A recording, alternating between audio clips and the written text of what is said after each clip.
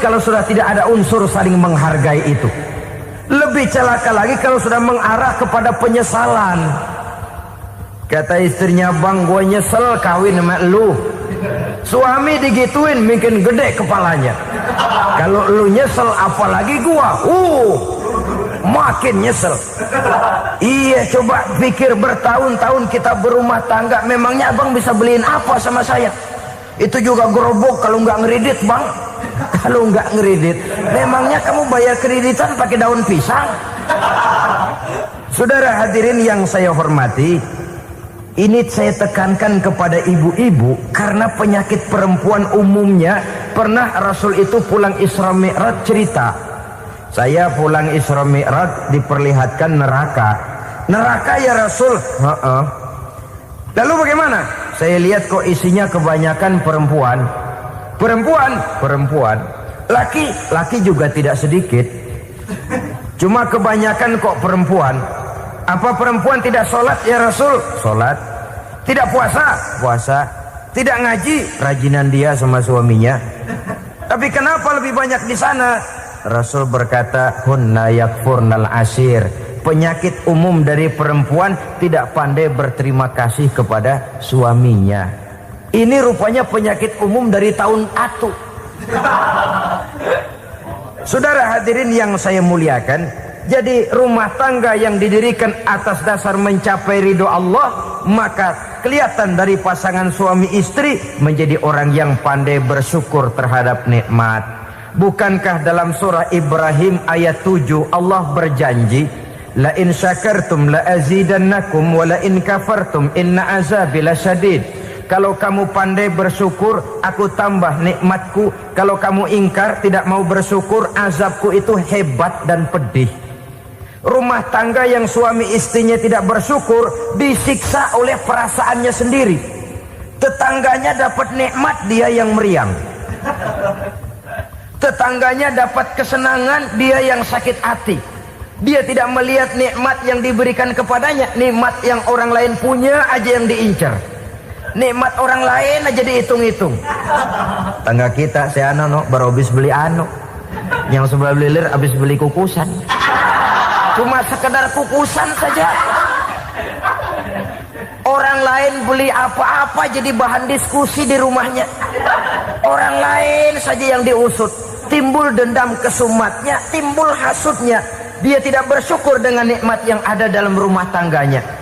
Isi rumah tangga semacam itu disiksa oleh perasaan hasutnya sendiri. Jauh dari kebahagiaan, kering hatinya, miskin jiwanya, merana batinnya. Kalau sudah ke sana, jauhlah rumah tangga dari pantulan sinar kebahagiaan. Saudara-saudara, kita lihat rumah tangga Rasul. Dari rumah yang kecil, dari tempat tidur yang sarapnya kain kasar, separuh jadi selimut lagi. Keluar ucapan baiti jannati. Kenapa? Beliau orang yang pandai bersyukur kepada Allah, bisa berterima kasih kepada istri-istrinya, dan istrinya pun pandai berterima kasih kepada Rasul dan bersyukur kehadirat Allah Subhanahu wa taala. Maka nikmat lalu bertambah. Makin kita syukuri nikmat, makin tambah itu.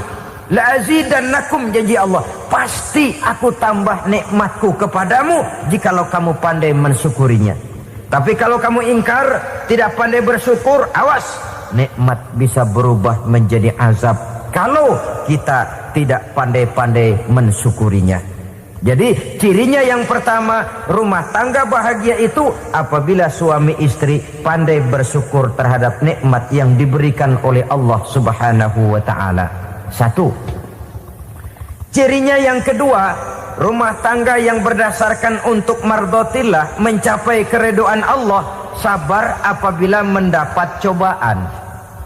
Namanya orang berumah tangga itu persis berlayar di lautan. Suami istri adalah dua orang yang memegang kemudi. Kalau berlayar ombak tenang, angin bertiup sepoi-sepoi basah, lalu bila malam datang bulan bersinar, bintang gemintang gemerlapan, berlayar memang nikmat.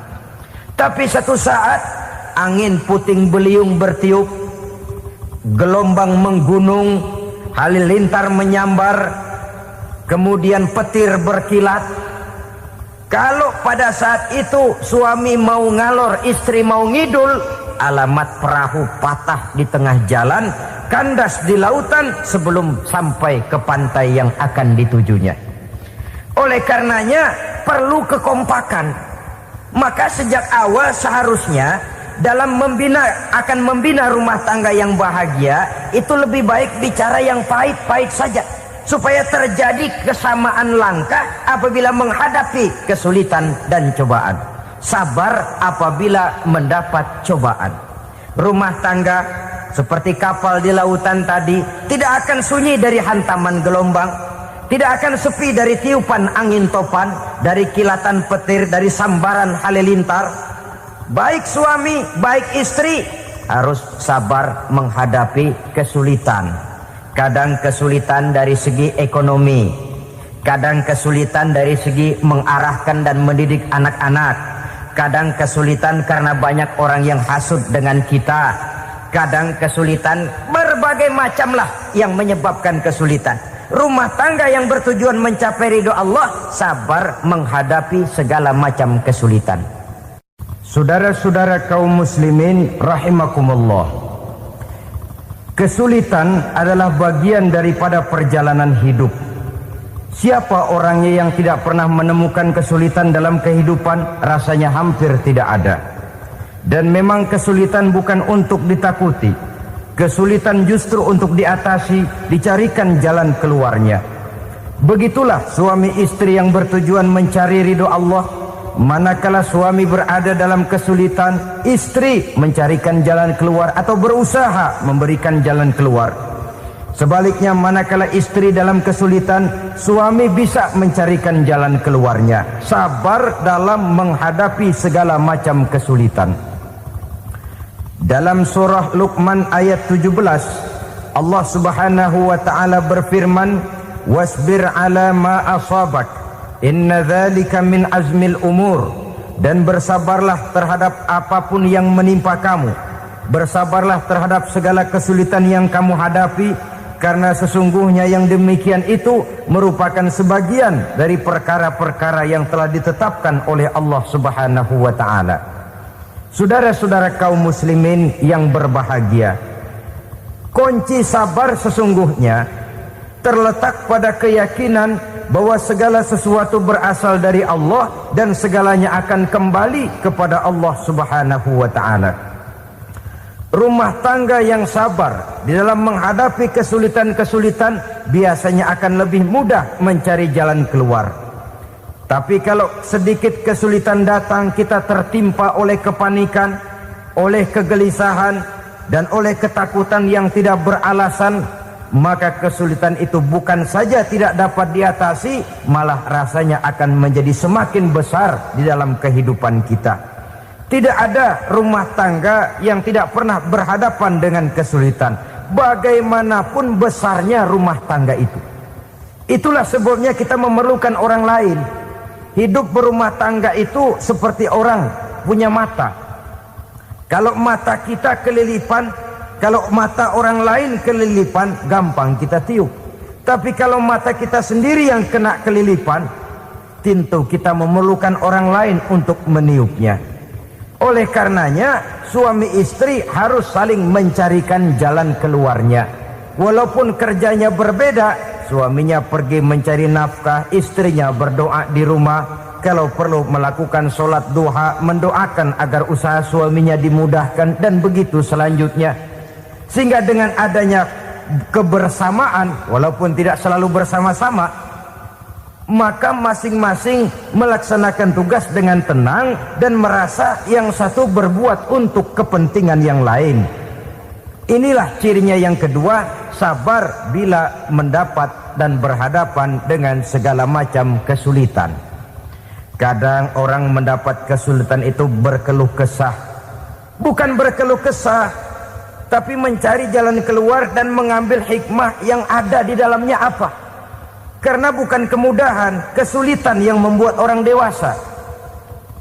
Bukan kemudahan, tapi kesulitan yang membuat orang berpikir, dinamis, kreatif. Kalau seluruh jalan yang kita tempuh mudah saja, gampang saja, bertujuan mencapai mardotillah, mereka sabar dalam menghadapi kesulitan. Tidak ada beras, puasa saja, puasa sunnah. Puasa sunnah, lapar tapi ada pahalanya. Daripada tidak puasa lalu ngegerundel, brengsek Tuhan, gue sembahyang melulu lapar juga. Sudah lapar tidak berpahala. Bukankah Rasulullah sendiri kalau pulang ke rumah Aisyah lalu berkata, ya Humairah, ada makanan hari ini? Ada makanan yang enggak ada bang. Alhamdulillah, kalau begitu saya puasa. Pulang dari mana-mana perut lapar, mau makan tidak ada makanan, bukan marah, bukan ngamuk, puasa. Maka boleh puasa sunnah, niatnya udah siang, jam 10, jam 11, asal dari pagi belum makan apa-apa. Niatnya jam 10, sah, dengan catatan dari pagi belum makan apa-apa. Jangan sudah sepiring setengah baru niat, itu lain. Itu ngojek namanya itu. Pengertian dalam kesulitan. Satu malam beliau pulang dari masjid agak larut. Habis ngajar banyak yang bertanya, ketuk pintu, Assalamualaikum, Assalamualaikum. 3 kali beliau memberi salam, tidak ada jawaban, tidak dibukakan pintu. Rupanya istri beliau lelah bekerja di waktu siang, tidurnya pules benar. Marahkah Rasul? Tidak, beliau gelar sorban, tidur di depan pintu. Asraful anbiya wal mursalin ini, Rasul termulia ini, karena menghargai istrinya, tidur di depan pintu. Sampai Aisyah bangun sepertiga malam, terkejut buka pintu, suaminya ada di depan pintu. Beliau bangunkan. Ketika dibangunkan, Rasul lebih dulu berkata, maaf sayang, saya pulang terlambat. Sudah nggak dibukain pintu, tidur di depan, dibangunin, beliau duluan yang minta maaf. Pengertian. Kalau emosi, memang nggak dibukain pintu, tidur di depan. Begitu dibukain, yang enak kita tunjuk jidatnya.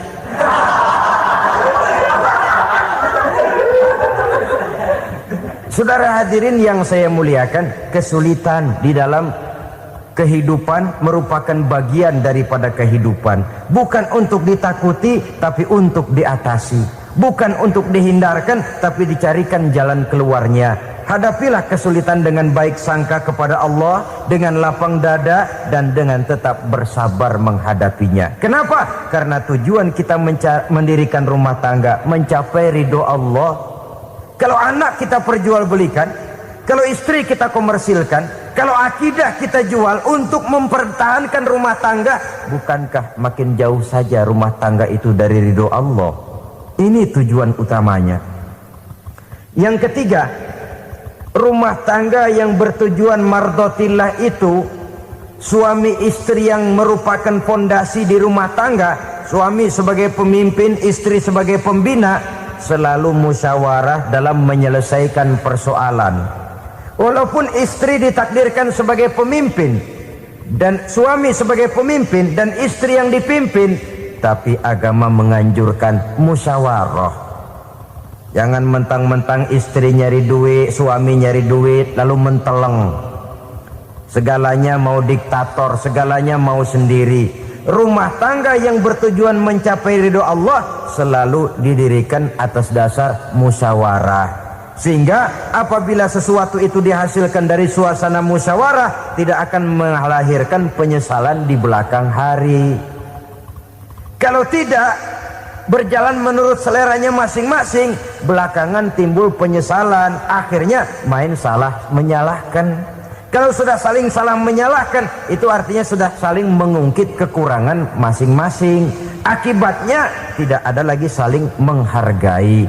Jadi dengan demikian musyawarah di dalam menyelesaikan persoalan, menghadapi kesulitan ekonomi, musyawarah, menghadapi kenakalan anak, musyawarah, akan membeli ini dan itu sebaiknya juga musyawarah. Kalau merupakan hasil musyawarah, maka saudara-saudara hasilnya pun akan dihadapi oleh bersama. Enak rasakan bersama, tidak enak rasakan bersama. Kenapa? Tadinya musyawarahnya bersama-sama juga. Lah kalau hasil sendirian, giliran enak mungkin yang satu mau ikut, Giliran tidak enak, yang satu nuding, gua kata juga apa? Kan begitu akibatnya kalau tidak berdasarkan musyawarah lebih dahulu. Maka insya Allah hasil musyawarah ini setidaknya tidak akan mendatangkan sesalan di belakang hari nantinya. Saudara-saudara kaum muslimin rahimakumullah, ciri yang keempat, sepasang suami istri yang bertujuan mencapai ridho Allah dalam upaya mencapai rumah tangga bahagia itu tawakal apabila mempunyai rencana. Tawakal berserah diri kepada Allah, bukan berserah diri dalam artian mutlak yang mengarah kepada fatalism atau predestination. Kita sering mengartikan tawakal secara salah. Belum apa-apa sudah menyerahkan diri kepada Allah. Emang semuanya terjadi menurut maunya Allah dah, gak usah ngapa-ngapain, bagaimana Tuhan aja dah. Lapar juga nggak usah makan, kalau takdirnya kenyang pan kenyang. Ya udah lapar terus kita. Makan dulu, perkara nanti kenyang apa tidak itu baru tawakal. Kalau sakit ke dokter, soal sembuh atau tidak baru tawakal. Artinya usaha itu ada. Setelah suami berusaha, istri berusaha, selebihnya tawakal. Apa perlunya tawakal? Apabila berhasil tidak lupa daratan, apabila berhasil tidak lupa diri, apabila gagal tidak putus asa. Sehingga dengan demikian dari tawakal ini lahirlah pondasi yang kokoh membina rumah tangga yang bahagia dalam upaya mencapai keridhaan daripada Allah Subhanahu wa taala. Apapun yang kita laksanakan di rumah tangga, tujuan intinya tetap untuk mencapai keridhaan Allah. Beli kendaraan untuk mencapai ridho Allah, lalu dipakai ngaji, dipakai ke masjid dan sebagainya. Beli peralatan rumah tangga untuk mencapai ridho Allah, mendidik anak untuk mencapai ridho Allah, membantu keluarga untuk mencapai ridho Allah, dan begitu selanjutnya. Tawakal apabila mempunyai rencana. Kemudian cirinya yang kelima, suami istri yang bertujuan mencapai ridho Allah selalu mempererat silaturahmi. Sebab seperti sudah saya sampaikan pada pertemuan terdahulu, dalam berumah tangga itu ada orang tua, ada mertua. Itu cuma perbedaan istilah, tapi hakikatnya adalah sama. Jangan karena perbedaan istilah lalu menyebabkan kita berbeda sikap. Kalau sudah berbeda sikap, tentu akan melahirkan perasaan yang tidak simpatik. Sebaiknya suami istri kalau sudah berumah tangga, jadikanlah orang tua tempat cerita yang enak saja. Yang tidak enak telan berdua, yang pahit rasakan berdua, kesusahan dan kesulitan atasi berdua. Giliran enak ngomong sama orang tua, giliran senang cerita sama mertua. Sekarang kan kita balik, kalau lagi senang duitnya banyak, anteng di rumah, kalem aja. Tapi lalu waktu susah, waktu susah, cerita kepada orang tuanya, cerita kepada mertuanya. Lalu kapan kita mau menyenangkan orang tua? Sudahlah mereka susah mendidik kita di waktu kecil, membesarkan kita, melakukan segala macam pengorbanan. Demi setelah kita berumah tangga, kesulitan rumah tangga kita tumpahkan juga kepada mereka. Pererat silaturahmi dan usahakan agar seluruh keluarga hanya menjadi tempat kita cerita yang enak-enak saja. Istilah sehari-harinya, kalau di rumah kita makan sama sayur bayam, keluar rumah diem, malah seluitan. Tetangga tanya, lu makan kayaknya enak banget apa sih? Daging ayam.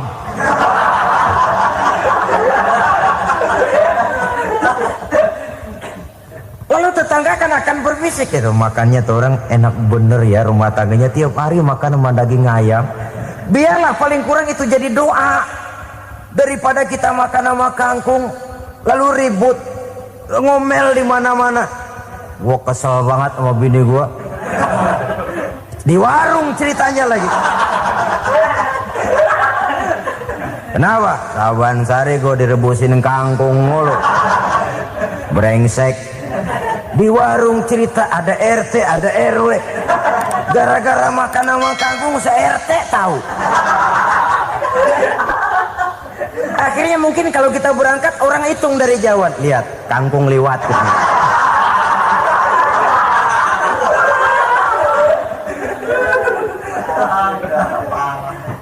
Bisa menjaga yang disebut security informasi, rahasia rumah tangga.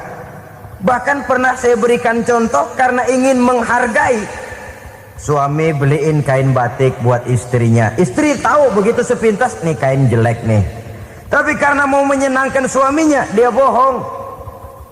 Bagaimana bu, kain yang bapak beliin? Aduh bagus bener pak. Bagus sekali itu kain.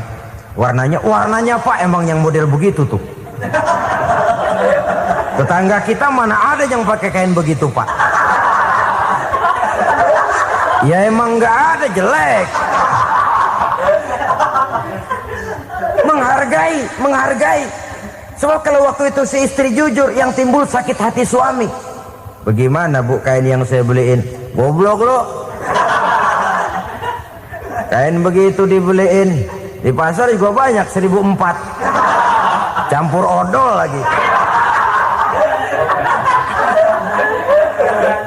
Sudahlah, suami punya niat baik, sampai rumah digoblok-goblokin, tidak ada lagi rasa saling menghargainya. Sebagai bangsa, kita tengah menghadapi berbagai bencana, baik di bidang ekonomi maupun di bidang politik. Adalah potret kehidupan sehari-hari. Kita menyaksikan peristiwa-peristiwa yang memilukan dan memalukan. PHK terjadi di mana-mana. Pengangguran meningkat, harga-harga membumbung tinggi, daya beli rakyat semakin lemah. Sementara di bidang politik, kejadian-kejadian memberikan indikasi bahwa persatuan dan kesatuan kita sebagai bangsa dewasa ini tengah berada dalam ujian yang berat. Pada jumpa kita kali ini, tanpa bermaksud untuk mencari kambing hitam dari bencana yang kita hadapi, saya ingin menyampaikan sebuah hadis yang diriwayatkan oleh Imam At-Tabrani dari Ibnu Abbas, bahwa Rasulullah sallallahu alaihi wasallam bersabda, "Khamsun bi khamsin."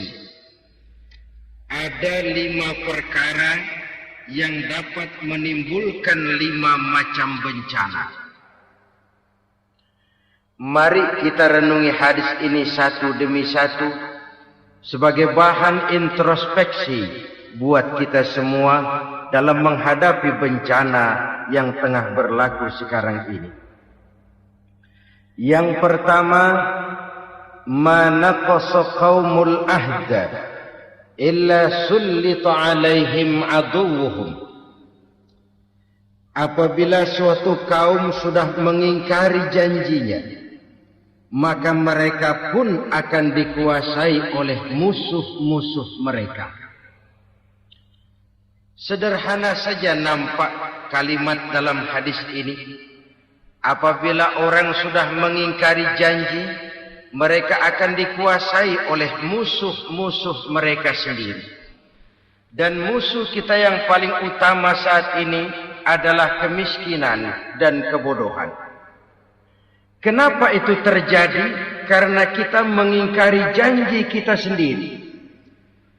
Di saat awal-awal berdirinya Orde Baru, kita pernah berjanji untuk melaksanakan Pancasila dan Undang-Undang Dasar 45 secara murni dan konsekuen.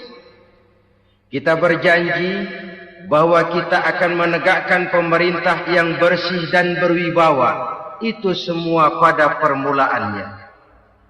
Waktu demi waktu berjalan, kita lupa dengan janji yang kita ucapkan itu. Ketuhanan yang Maha Esa kita ucapkan, tapi kesetanan yang luar biasa yang kita lakukan. Kemanusiaan yang adil dan beradab yang kita dengungkan, tetapi kemanusiaan zalim dan biadab yang kita praktekkan. Sederhana saja, saudara.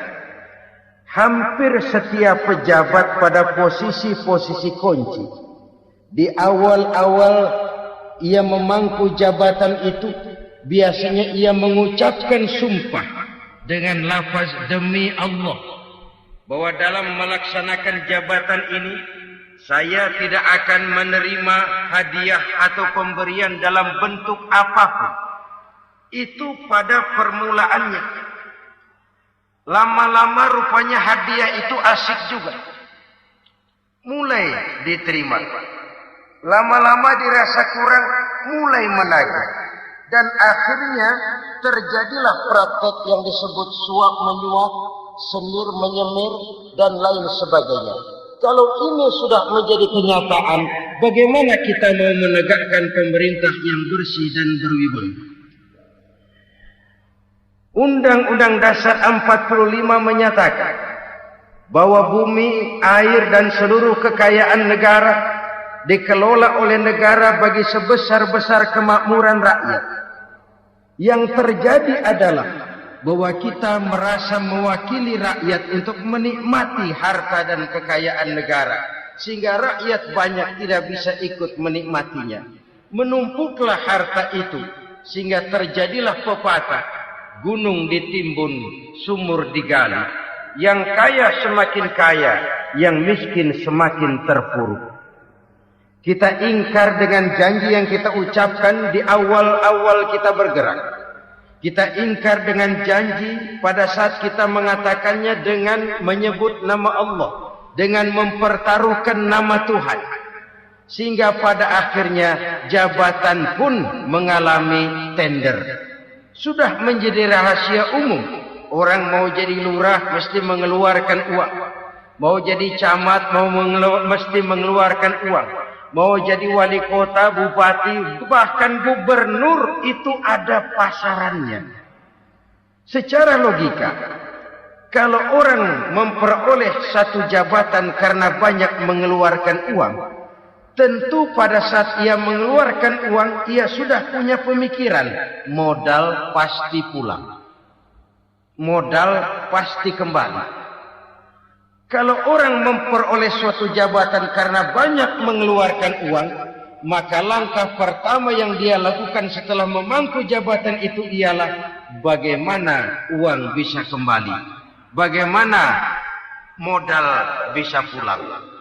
Kalau modal sudah pulang, pikiran berikutnya bagaimana supaya dapat untung.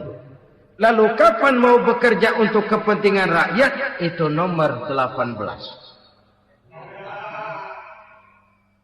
Kemudian kalau ada proyek-proyek besar, pertanyaannya ialah bukan apakah proyek ini bermanfaat bagi rakyat, apakah proyek ini layak untuk diteruskan, tetapi yang jadi pertanyaan paling utama ialah bagian saya berapa duit dari proyek ini. Kita bisa lihat proyek, mega proyek lahan 1 juta hektar di Kalimantan Tengah, triliunan rupiah, dan proyek itu gagal. SD Impres bulan ini diresmikan, bulan depan retak. Jembatan-jembatan bulan ini gunting pita, bulan depan runtuh. Kita ingkar dengan janji. Kita berkata kita bekerja untuk kepentingan rakyat, tapi kita tidak pernah mengenal rakyat itu. Apabila suatu kaum sudah mulai mengingkari janji, maka mereka akan dikuasai oleh musuh-musuh mereka. Akibatnya tersusunlah barisan-barisan sakit hati yang makin lama makin menjadi bola salju, menggelinding membesar, dan kemudian terjadilah hal-hal yang tidak kita inginkan lagi. Apabila suatu kaum sudah mengingkari janji, maka mereka akan dikuasai oleh musuh-musuh mereka.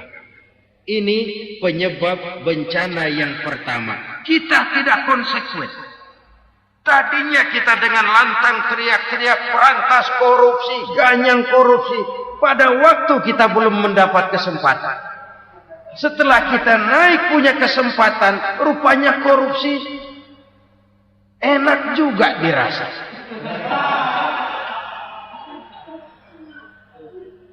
Terjadi pergeseran nilai, orang luntur, kehilangan idealisme awal. Lalu untuk menghibur diri, menutup kesalahan, kita gunakanlah pepatah bahwa tidak ada gading yang tak retak. Bahwa kita harus mikul dur mendem jeruk. Itu semua cuma sebagai dalih agar kesalahan kita tidak dibicarakan orang lain. Padahal kita sendiri yang mengingkari janji. Kita yang keluar dari komitmen awal kita. Kita berjanji melaksanakan Pancasila dan Undang-Undang Dasar 45 dengan murni dan konsekuen. Kita berjanji untuk menegakkan pemerintah yang bersih dan berwibawa. Namun dalam kenyataannya, itu tidak kita laksanakan dengan sebagaimana mestinya. Kita bergeser, kita mengalami proses degradasi, peluncuran nilai, dan akhirnya terbentuklah barisan-barisan sakit hati yang semakin lama semakin membesar itu. Kita harus introspeksi. Memang kalau zaman sedang susah, biasanya kambing hitam laris, tukang kompor gentayangan. Itu dari dulu selalu mencari kambing hitam. Karena itu kita tidak bicara orang, kita tidak bicara siapa yang salah. Kita bicara sistem, dan sistem itu bisa mengena siapa saja. Kalau orang sudah mulai mengingkari janji, bergeser dari komitmen awal, itu sudah mulai mengalami proses peluncuran, proses degradasi. Ini penyebab yang pertama. Kita tidak lagi konsisten bahwa bumi, air, sumber daya alam adalah milik negara, dikuasai oleh negara, digunakan bagi sebesar-besar kemakmuran rakyat. Ternyata rakyat yang makmur itu tidak merupakan gambaran yang menyeluruh dari rakyat kita. Undang-undang dasar kita menganut ekonomi kekeluargaan, tapi yang kita praktekkan adalah ekonomi keluarga. Kalau bukan keluarga nggak dapat proyek. Kalau bukan keluarga nggak dapat macam-macam. Kekeluargaan kita rubah menjadi keluarga. Timbullah penyakit nepotisme. Kita bergeser, kita ingkari janji. Dan kita anggap kita atasnamakan rakyat. Rakyat cuma sekedar jadi address. Rakyat cuma sekedar jadi alamat. Tetapi kehidupan mereka tidak banyak berubah dan tidak banyak terangkat. Kaum muslimin rahimakumullah. Ini penyakit yang pertama. Penyebab bencana yang pertama. Yang kedua kata Nabi, wa ma hakamu bighairi ma anzalallah. Apabila hukum yang diterapkan sudah tidak lagi bersumber dari hukum Allah, illa fasyafihimul faqr, maka akan bertebaranlah kemiskinan di mana-mana. Ini artinya apa? Apabila hukum tinggal sebuah stempel, apabila hukum sudah diatur menurut kepentingan, apabila hukum sudah tidak lagi ditegakkan secara adil, maka kemiskinan merambah di mana-mana. Hukum diatur menurut selera orang yang sedang berkuasa, maka yang benar bisa jadi salah, yang salah bisa jadi benar. Hukum dalam kenyataan hidup berlaku seperti pisau. Pisau itu kan saudara lihat, yang namanya pisau dimanapun itu tajamnya ke bawah, ke atas tumpul. Kalau hukum itu kalau untuk rakyat, hukum itu tajam bukan main, cepat sekali dilaksanakan. Tapi giliran menengah ke atas yang gedean dikit berbuat salah, hukum tumpul. Hukum pura-pura tidak dengar. Akibatnya terluka rasa keadilan rakyat. 1 kasus rakyat diam, 2 kasus rakyat diam, 3 kasus rakyat diam. Kasus terakumulasi di hati rakyat. Luka rasa keadilan dan itu menjadi sumber bencana. Penjarahan, kita tidak setuju itu. Tapi kita harus melihat kausalnya. Itu kan tidak berdiri sendiri. Itu kan karena terlukanya rasa keadilan rakyat. Melihat kesempatan ini tidak merata. Kalau rakyat ini yang ngajukan kredit ke bank, walaupun jumlahnya cuma jutaan, ratusan ribu, susahnya 17 setan. Tapi ada orang-orang tertentu yang agunannya palsu, jaminannya palsu. Bawa kata belece, bukan cuma miliaran, triliunan kredit bisa keluar. Terluka rasa keadilan. Hilangnya kesempatan. Rakyat cuma dapat kesempitan, jarang dapat kesempatan. Dari lukanya rasa keadilan ini. Memang ya entah lipstik, entah basa-basi. Dibentuklah tim ini, dibentuklah badan pengawas ini, dibentuklah tim ini. Kalau membentur tahu, hancur tahu. Tapi kalau tim yang dibentuk membentur karang, bukan karangnya yang hancur biasanya, timnya yang bubar. Kenapa? Yang dibentur batu karang yang sangat keras. Kita main-main dengan hukum. Kita tidak konsekuen dengan hukum. Luka rasa keadilan. Dan itu terakumulasi. Edi Tamsil, rakyat tahu. Terakumulasi. Menguap begitu saja. Kasus-kasus lain, rakyat tahu. Menguap begitu saja. Ketidakadilan. Terakumulasi. Mengendap di hati rakyat. Menunggu ledakan. Pada saat sungguh meledak, rakyat tidak bisa dibendung. Oke, kita tidak setuju dengan penjarahan. Tapi jangan melihat itu sebagai peristiwa yang berdiri sendiri. Kenapa itu terjadi? Kausalnya kenapa? Oke, kita tidak setuju memang. Tapi yang dijarah oleh rakyat kan memang cuma untuk perut. Yang dijarahkan beras. Yang dijarahkan televisi. Yang dijarahkan kulkas yang masih bisa dihitung. Yang memang real untuk kebutuhan rakyat. Penjara berdasi kepala botak.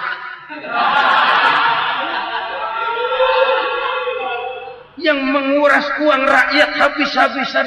Enak saja melenggang dalam kehidupan ini. Makin terluka rasa keadilan rakyat.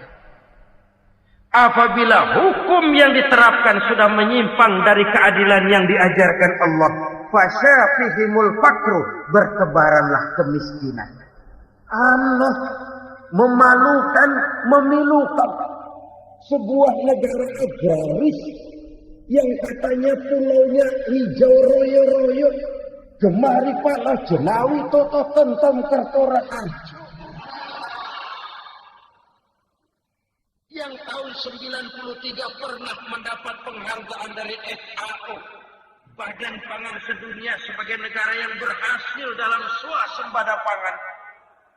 Sekarang ini kita terpaksa betul beli beras dari Vietnam, beli beras ke Kamboja, beli kedelai dari Kamboja. Kenapa? Lahan sawah kita habis ditanami pabrik. Teknologi kita, teknologi loncatan yang non-applied, tidak terpakai oleh kita. Lantas lahan yang tidak bisa kita tanami, kita paksakan. Lahan-lahan gambut menjadi tanah pertanian yang subur dengan biaya triliunan dan kita gagal. Kita cari jarum dan kapak hilang. Kita mau jadi negara industri dengan loncatan teknologi yang maju, kita lupakan pola pijak kita sebagai negara agraris. Dan akhirnya kita kecolongan. Lihatlah dewasa ini. Rakyat kita antri sembako di mana-mana. Di sebuah negara agraris. Ketidakadilan melahirkan kemiskinan. Kemiskinan moral dan kemiskinan material. Kemiskinan moral, rakyat nggak percaya lagi sama pejabat. Rakyat mengalami krisis figur. Orang alah lu ngomong dah sama ember.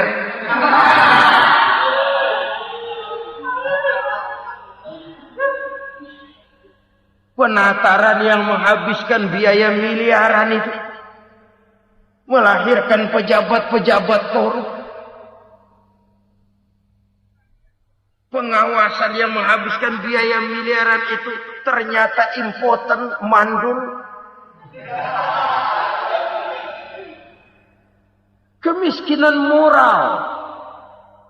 Jujur saya berkata, saudara-saudara, setelah pintu reformasi dibuka, itu yang masuk memang macam-macam. Ada yang memang punya tujuan murni, konsekuen dan punya konsep. Ada yang nunggu di tikungan. Begitu mobil lewat nyamber pintu, berangkat ikut reformasi. Ada yang memanfaatkan momentum mumpung untuk nyampein unek-unek, ngerti enggak, pokoknya ngomong.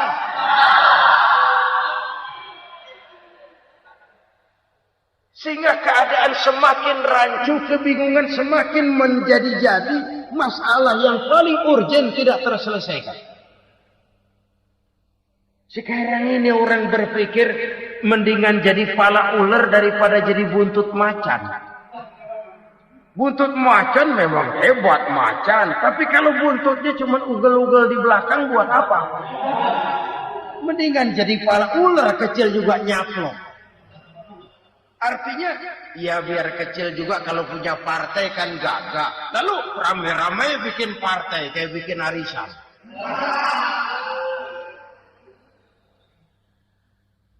Orang makin mengalami dislokasi. Semua mau jadi pahlawan, semua mau nomor satu, semua ngomong. Iya kalau bidangnya, kalau bukan makin rancu. Marilah lewat kesempatan ini saya mengajak kita untuk tahu diri. Biarkan politisi ngomong politik, biarkan ekonom menata ekonomi, biarkan praktisi bicara soal hukum, biarkan rakyat munajat, istighfar, mohon pertolongan Allah. Tahu diri kita. Kalau memang ayam, kukuruyuk aja dah. Kalau memang kucing, ayo ngeong. Kalau kambing, silahkan ngembe. Udah tahu ayam, ngeong bunyinya.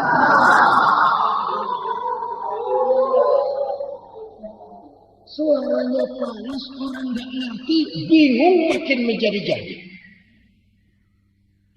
Ibarat kesebelasan sepak bola bangsa kita sekarang ini rame-rame mau bikin gol, kiper ikut nyerang sekarang.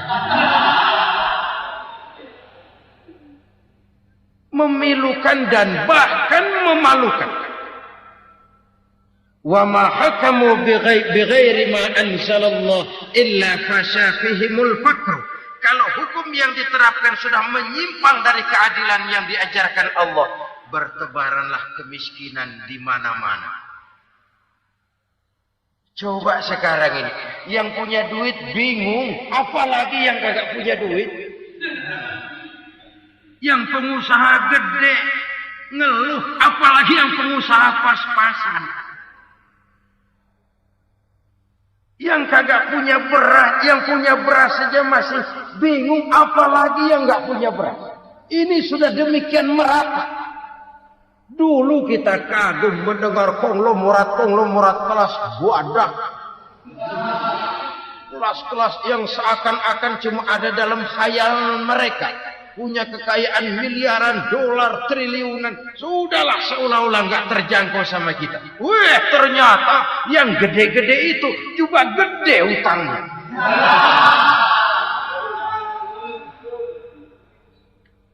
Dan rontok satu demi satu.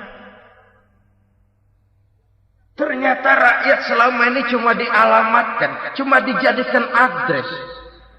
Rakyat yang tidak banyak ngerti persoalan ini harus menanggung hidup ini begini berat. harus menanggung beban hidup ini begini tinggi. Daya beli semakin lemah. Semakin terpuruk dan terpuruk. Sedang keadaan belum juga banyak berubah.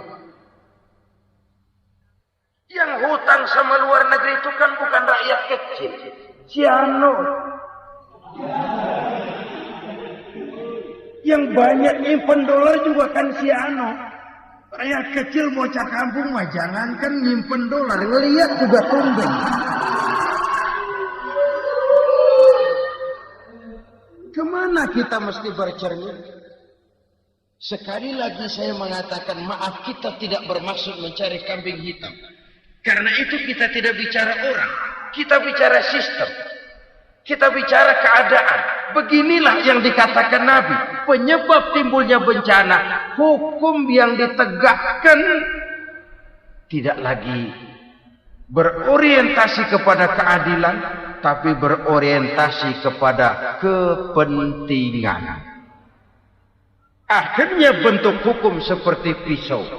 Tajam ke bawah, tumpul ke atas. Hukum cuma buat rakyat kecil, tetapi kelompok menengah ke atas kadang-kadang kebal dari perlakuan hukum. Maka bertebaranlah kemiskinan. Iya, kemiskinan moral berupa lukanya rasa keadilan. Kalau rasa keadilan terluka, orang kan nunggu kesempatan, saudara. Iya, dia nggak bisa ngomong. Iya, dia nggak sanggup action. Iya, dia nggak bisa tunjuk rasa. Tapi hatinya kan, kapan ada kesempatan? Kapan ada waktu? Tunggu. Hatinya mesti begitu. Sehingga begitu ada kesempatan, terjadilah hal-hal yang tidak terhindarkan. Dan itu ekses, bukan reformasi. Jangan seperti sebuah dialog saya dengan seorang abang beca. Saya bertanya, bang, iya, abang tahu nggak reformasi? Tahu. Ustaz, apa? Pembakaran.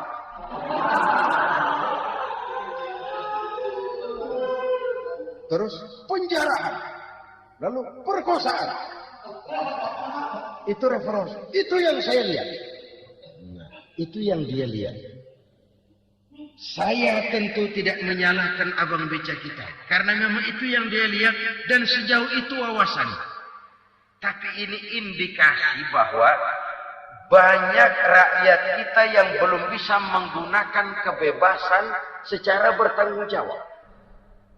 Padahal kebebasan tanpa tanggung jawab tirani. Sebuah contoh gampang-gampangan. Saya beli radio. Saya setel di kamar saya, lalu saya bilang, ini radio gue. Yang beli gue, pakai duit gue setel di kamar gue. Sekeras-kerasnya, gak ada urusan sama orang lain. Itu kata saya. Tetapi tetangga saya sebelah rumah kan boleh juga ngomong begitu. Kata tetangga saya, ini mata gue. Yang ngantuk gue. Gue tidur di kamar gue. Kenapa suara radio lu nyampe kemari? Artinya apa ini? Kebebasan saya nyetel radio dibatasi oleh kebebasan tetangga saya yang mau tidur. Tidak ada kebebasan mutlak. Kebebasan mutlak tanpa tanggung jawab kembali akan melahirkan tirani, kembali akan melahirkan pemaksaan kehendak. Dan itu lagi-lagi bukan demokrasi. Saudara-saudara kaum muslimin rahimakumullah. Ini penyakit yang kedua. Lukanya rasa keadilan. Terutama di kalangan rakyat kecil. Itu mengendap menjadi akumulasi. Dan menunggu giliran kapan bisa dimuntahkan. Dengan kata lain rakyat itu banyak banget makan yang perutnya jadi enak. Nyelam. Kapan nunggu muntahnya? Udah begini banyak akumulasi yang mereka pendam di perut ini. Sehingga ketika terjadi kesempatan, itu sudah tidak terkendalikan lagi. Kita kontrol. Saya tidak mempelajari sikap-sikap kekerasan. Bahkan saya lebih cenderung bahwa kalau di rumah kita banyak tikusnya, tikusnya saja racuni, jangan rumah dibakar. Bahwa ada korupsi, iya. Ada kolusi, memang. Ada nepotisme, tentu. Tetapi tikusnya saja racuni. Jangan rumah dibakar. Masa mau ngusir tikus bakar rumah? Tikusnya lari, tikusnya selamat, rumahnya ewes-ewes.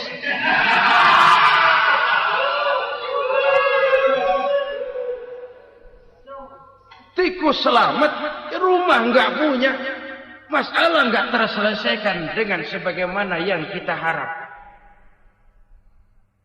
Kita sepakat ini negara hukum.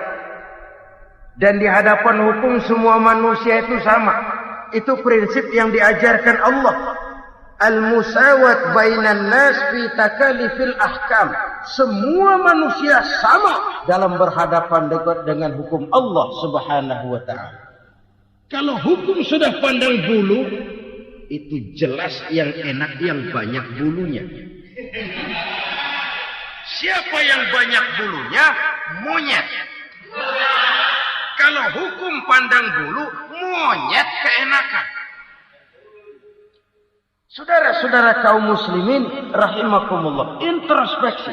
Mari kita bercermin bagaimana perjalanan hukum selama ini. Kalau introspeksi ini kita temukan, lalu ada upaya untuk memperbaiki diri.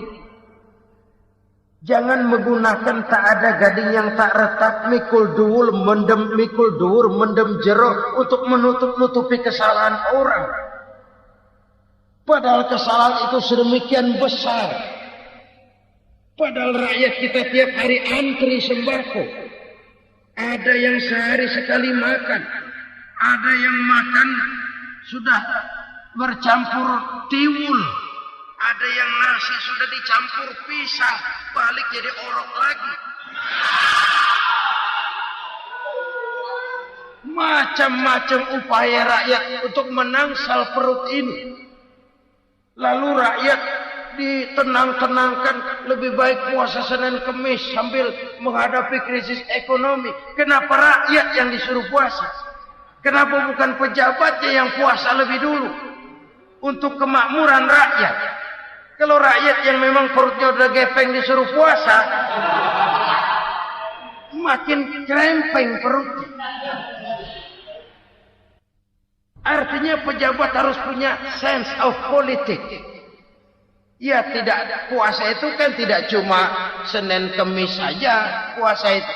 Puasa perasaan, puasa menghargai perasaan yang sedang kondisi yang sedang dihadapi oleh rakyat. Bagaimana rakyat yang tengah antri sembako melihat pejabatnya lewat dengan mobil yang harganya sampai 1 miliar. Oh, inilah pemimpin saya. Luka lagi rasa keadilannya. Kita tidak tenggang rasa. Puasa dalam artian itu pun akan menolong menegakkan semangat kebersamaan, membentuk semangat kebersamaan. Saudara-saudara kaum muslimin rahimakumullah. Penyebab bencana yang ketiga dikatakan oleh baginda Nabi, wala dhaharat fihimul fahishatu illa fasha fihimul maut. Apabila kekejian telah merajalela, maka maut bertebaran di mana-mana. Kita renungi butir kalimat dalam hadis ini. Apabila kekejian telah merajalela, maut bertebaran di mana-mana. Begitu murah arti sebuah kehidupan. Penjarahan untuk hal-hal yang kecil tapi sampai mengorbankan nyawa. Apabila kekejian sudah terjadi di mana-mana, maut pun bertebaran. Maut dalam arti berpisah ruh dengan jasad, tapi juga maut dalam arti orang bisa mati karirnya, Orang bisa mati usahanya, orang bisa mati kesempatannya karena perbuatan-perbuatan keji yang selama ini tidak terbendung. Lahirlah teori mafia. Siapa yang kuat, dia yang berkuasa. Siapa yang lemah, dia menjadi mangsa. Proyek-proyek besar yang menang tender itu ya dari itu ke itu saja.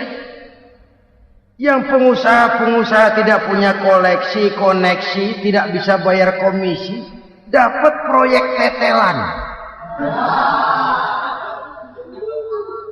Ada dagingnya, dikit namanya juga tetelan. Dagingnya sudah habis disantap oleh meja. Sekian puluh meja dilalui, sekian puluh amplop dikeluarkan. Sehingga yang akhirnya ya tinggal tetelan itu tadi. Maka kualitas pekerjaan pun sudah bukan lagi jadi masalah. Demikianlah mafia-mafia ini bermunculan di mana-mana. Di pengadilan terkenal mafia pengadilan. Hukum bisa dibeli, hukum bisa dipesan menurut kebutuhan sponsor. Mafia peradilan, mafia politik, mafia ekonomi, bahkan mafia agama yang menggunakan agama sebagai kedok, menggunakan agama sebagai dalih, menggunakan agama sebagai topeng untuk melancarkan maksud-maksud politiknya pun tidak tertutup kemungkinan. Apabila kekejian telah merajalela, maut bertebaran di mana-mana. Korupsi, kolusi, nepotisme itu bagian dari kekejian. Kita selama ini kalau mendengar maksiat, itu yang terbayang cuma judi, mabuk, zina. Ya itu maksiat. Tapi korupsi, kolusi, nepotisme itu juga maksiat dalam bentuk lain. Kalau ini sudah bertebaran, maka maut terjadi di mana-mana. Jangan bayangkan cuma mati orangnya, itu sih kewajiban. Yang menyakitkan itu orangnya masih hidup tapi dibikin mati. Karirnya mati. Kenapa? Karena yang diperlukan bukan cuma orang pintar tapi orang taat. Biar pinter, kalau nggak taat minggir.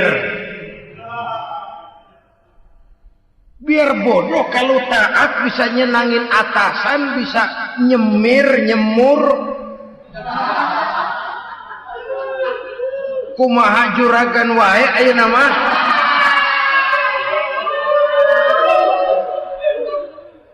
Itu yang kadang-kadang dapat penghargaan. Tidak ada prestasi kerja kecuali bikin senang orang di atas. Kita lihat di desa-desa jalan rusak. Kalau ada berita pejabat anak mau turun, jalan rata sekali. Sampai tanah dari mana aja dikeruk buat ngeratain tuh jalan. Pejabat pulang legok lagi jalanan. Katanya kita kerja buat rakyat, nyatanya kita cuma melayani atas. Kenapa? Terjadi lingkaran setan. Seperti kata lagu Dul Sumbang itu. Mahasiswa takut sama dosen, dosen takut sama dekan, dekan takut sama rektor, rektor takut sama menteri, menteri takut sama presiden, presiden takut sama mahasiswa. Muter balikan lingkaran setan. Lingkaran setan. Saudara-saudara kaum muslimin rahimakumullah. Kekejian yang merajalela, praktek-praktek mafia yang tertuang dalam kehidupan sehari-hari menyebabkan orang mati karirnya, jasad masih hidup, karir mati, itu menyakitkan. Mati bisnisnya. Rakyat kecil pernah senang ketika cengkeh booming, harganya bagus, rakyat banyak yang pergi haji. Lalu mau ditata, lahir tata niaga cengkeh, malah amburadul. Harga cengkeh jatuh, petani cengkeh kecil menjerit. Siapa yang untung? Segelintir orang. Masihkah kita pakai atas nama rakyat untuk kepentingan nasional? Padahal yang nyanyi cuma segelintir orang. Masihkah kita mau bohongi rakyat ini dengan mobil nasional tapi bikinan Korea? Masihkah kita mau bermain verbalisme, bermain kata? Ini sebuah masa lalu yang tidak perlu terulang lagi untuk masa-masa yang akan datang. Kekejian merajalela, orang mati karier. Bisa mati usaha, mati bisnis. Usahanya maju, dirangkul, hancur. Usahanya maju, dipukul, hancur. Tenggelam. Bahkan yang memilukan dan memalukan badan-badan usaha milik negara itu dikebiri sedemikian rupa. Sehingga tidak menghasilkan hal-hal yang bermanfaat buat negara. Saudara-saudara kaum muslimin rahimakumullah. Kalau nafsu yang sudah mengatur itu semua, maka kekejian pun merajalela. Orang sudah pakai teori mafia. Yang kuat dia yang menang. Yang kuat dia yang berkuasa. Yang lemah silakan minggir di sudut-sudut kehidupan. Kalau kekejian seperti ini merajalela, maut bertebaran di mana-mana. Banyak orang mati karirnya, banyak orang mati usahanya, banyak orang mati imajinasinya. Sekarang ini dalam dunia seni, yang banyak karyawan seni, bukan seniman. Seniman itu kan dilahirkan. Lain seniman, lain karyawan seni. Sekarang yang banyak karyawan seni, bukan seniman. Mati karier, mati imajinasi, mati improvisasi. Sehingga kehidupan persis sinetron. Sinetron itu yang kita lihat rumah mewah, yang kita lihat rumah bagus. Gak pernah kita lihat di sinetron kita ini rakyat antri sembako. Kita dijejali hal-hal yang indah, yang wah, yang membuat kita tenggelam dalam gaya hidup instan. Tenggelam dalam gaya hidup wah. Kita lupa dengan realitas keseharian di tengah-tengah masyarakat kita. Lahirlah kelompok-kelompok selebritis. Dibesarkan oleh berbagai media. Selebritis. Film aja masuk koran. Film.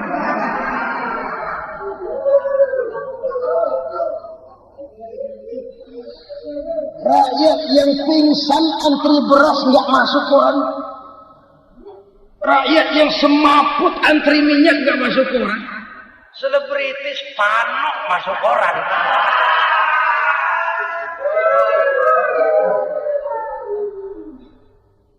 Kita besarkan hal-hal kecil, kita kecilkan hal-hal besar. Kenapa? Kita mengejar oplah. Kita profit oriented, tidak lagi berorientasi kepada realitas hidup yang kita hadapi ini. Kalau kekejian sudah merajalela kata Nabi, maka maut bertebaran di mana-mana. Maut dalam artian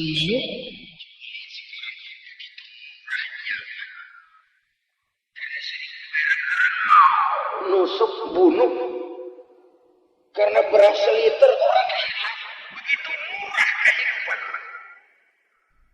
Tapi kekejian dalam bentuk korupsi, kolusi, nepotisme, kekejian dalam bentuk itu mematikan karier, mematikan bisnis, mematikan imajinasi, mematikan kreativitas. Itu juga maut dalam bentuk lain akibat kekejaman lain.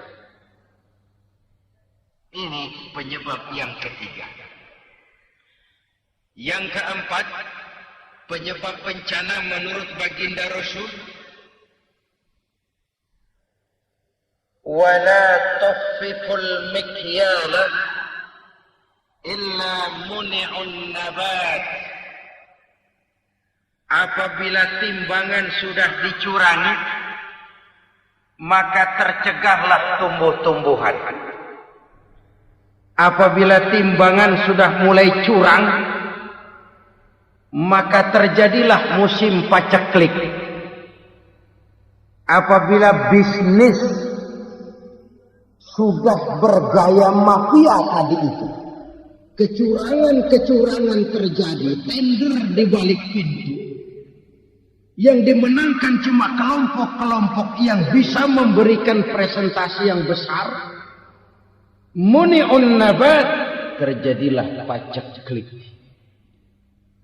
Paceklik, panen gagal, wereng, ya wereng, kemarau panjang, it's okay, air sulit, iya, tetapi kan semua itu ada yang ngatur. Kemarau ada yang ngatur, belalang itu ada yang ngatur, air itu juga ada yang ngatur.